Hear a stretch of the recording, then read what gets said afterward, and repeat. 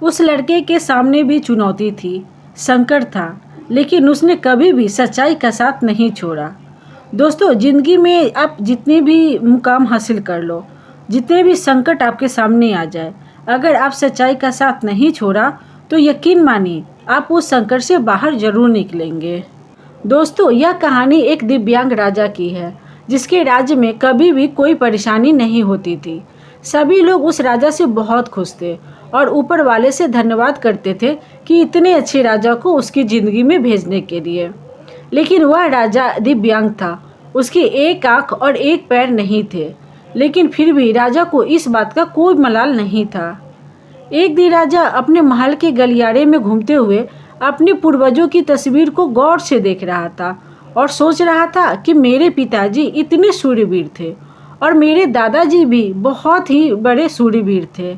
हमें इतने बड़े शूरवीर खानदान में जन्म लेने का मौका मिला है। इसके लिए ऊपर वाले का बहुत बहुत धन्यवाद।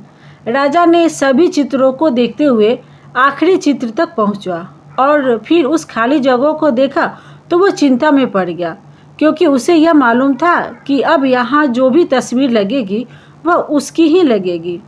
लेकिन राजा को इस बात की चिंता नहीं थी कि वह मर जाएगा।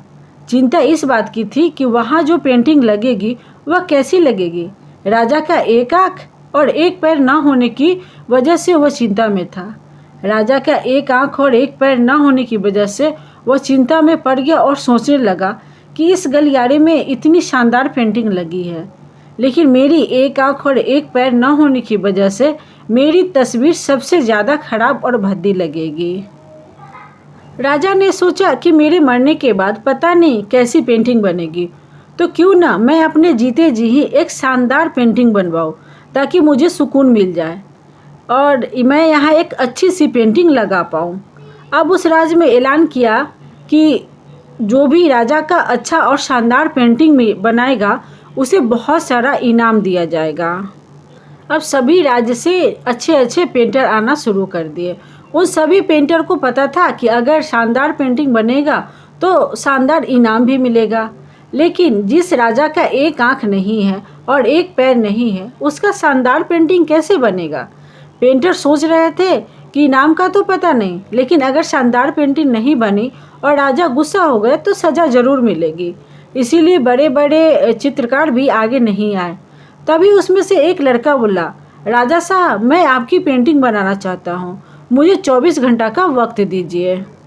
अब सभी बड़े बड़े पेंटर हैरान थे कि यह लड़का क्या पेंटिंग बनाएगा और अगर राजा को पेंटिंग पसंद नहीं आए तो इसे सज़ा ज़रूर मिलेगी। राजा बोल उठे कि ठीक है, जाओ और मेरे लिए एक अच्छा सा पेंटिंग बना के ले आओ। अगले दिन वह लड़का तस्वीर बनाकर लाने वाला था और दरबार पूरी तरह से भर चुका था। लोग दूर दूर से यह देखने के लिए आए थे कि वह लड़का कैसा पेंटिंग बनाएगा। अब लड़का जब उस राजा की पेंटिंग बनाकर लाया तो लोग आश्चर्यचकित रह गए। सब लोग ज़ोर ज़ोर से तालियां बजाने लगे, सीटियां बजाने लगे और जब राजा ने उस पेंटिंग को देखा तो वो खुश हो गया। बोला कि वाह, इससे अच्छी पेंटिंग तो पूरे राज्य में कोई भी नहीं बना सकता। राजा ने उस लड़की को बहुत सारा इनाम दिया। अब आप सोच रहे होंगे कि उस राजा की क्या उस लड़के ने पेंटिंग बनाया जिसकी एक आँख और एक पैर नहीं था। तो पेंटिंग ऐसा था कि उस पेंटिंग में लड़के ने राजा को एक घोड़े पर सवार किया था। तो एक साइड से उस राजा का एक ही पैर दिख रहा था, दूसरा पैर नहीं दिख रहा था और राजा तीरंदाजी करते हुए निशाना लगा रहा था और निशान लगाते वक्त एक आँख बंद हो जाती है। तो उस लड़के ने एक राजा की वही आंखें बंद कर दी जो राजा के पास नहीं थी। तो इस तरह से उस लड़के ने राजा को निशाना लगाते हुए घोड़े के ऊपर सवार चित्र बनाई। इस चित्र में उसने एक आंख बंद और एक ही पैर दिखाया और इतना शानदार पेंटिंग बनाया कि अब वह सबसे सर्वश्रेष्ठ पेंटिंग थी। उस लड़के के सामने भी चुनौती थी, संकट था, लेकिन उसने सच्चाई का साथ, पॉजिटिविटी का साथ नहीं छोड़ा। ज़िंदगी में आप किसी भी मुकाम पर हो, किसी भी संकट में फंस जाए, जिस भी स्थिति में हो, अगर आप पॉजिटिविटी का साथ कभी नहीं छोड़ा तो यकीन मानिए कि आप उस संकट से बाहर ज़रूर निकल जाएंगे। दोस्तों, ज़िंदगी में उम्मीद का साथ मत छोड़िए। क्योंकि जिसने भी उम्मीद का साथ छोड़ दिया तो फिर ज़िंदगी उसका साथ छोड़ देती है।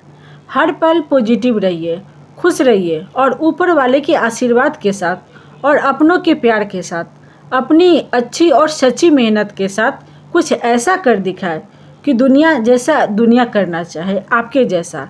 ये बोले कि देखो हमें भी उसी के जैसा बनना है। वो इतनी लाचारी में भी नहीं डरा, कितनी बहादुरी के साथ संकट का सामना किया, तो हमें भी उसी की तरह बनना है। तो दोस्तों आपको ये कहानी कैसी लगी हमें कमेंट में ज़रूर बताइएगा।